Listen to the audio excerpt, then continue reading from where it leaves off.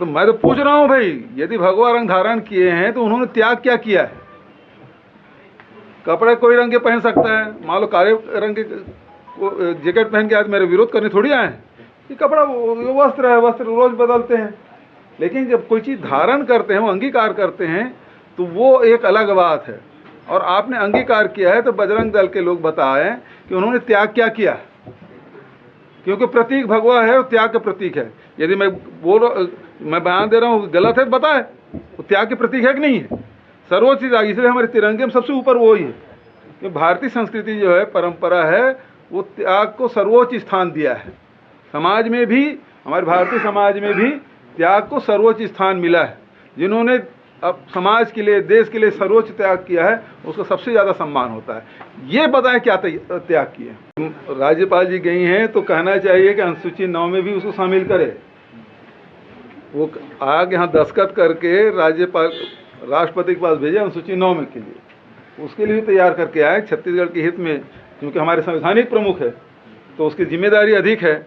और छत्तीसगढ़ के अनुसूचित जाति, जनजाति, पिछड़े वर्ग, EWS के हितों को ध्यान में रखते हुए उसे कन्विंस करके आएंगी, ऐसा मैं मानता हूँ, उम्मीद करता हूँ।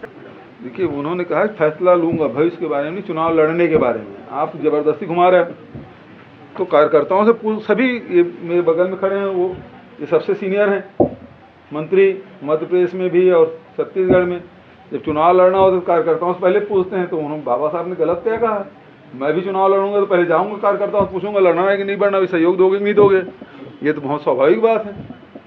लेकिन तुम लोग उसको जबरदस्ती घुमा रहे हो। लेकिन इसको लेकर नारायण चंदेल जी कहा कि अकेला चलो की नीति चल रही है आपके लिए, इसलिए वो इस्तीफा भी दे दिया पंचायत विभाग से। अच्छा, नारायण चंदेल जी को बयान देने का मौका मिल गया क्या? चलो, अच्छा है। वहीं कल मैं ट्विटर में देख रहा था, प्रधानमंत्री जी क्या भाषण दिए सेना के जवानों के बारे में, तो उसके बारे में तो ये सब चीज़ें हैं। देखिए, मुख्य रूप से बात ये है कि देश की सीमा की सुरक्षा होना चाहिए। हमारे जवान हैं, वो दुनिया के गिने चुने सेना में से एक है हमारे सेना। हम पूरे भारतीयों को उस पर गर्व है। लेकिन जिस प्रकार से भारतीय जनता पार्टी केंद्र की सरकार सीमा को लेकर मौन साधे बैठी है, लोकसभा राज्यसभा चल रहा है, उसमें चर्चा नहीं कर रहे हैं, तो आखिर किस बात की चर्चा करेंगे? ये सदन किस लिए है? चर्चा करने के लिए ना। और जब विपक्ष इस मामले में चर्चा मांग रहे हैं तो केंद्र सरकार भाग क्यों रही है? चर्चा करना चाहिए, तो ये करते नहीं और दाएं बाएं बात करते रहते हैं। सेना की क्षमता पे किसको शंका है भाई? दूसरी बात, सेना कमजोर करने के लिए अग्निवीर लिया है।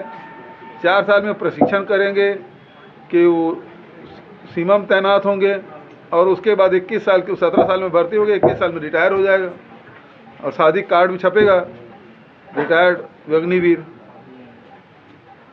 तो सेना के जवान के साथ सेना कमजोर करने का काम तो भारतीय जनता पार्टी केंद्र सरकार कर रही है।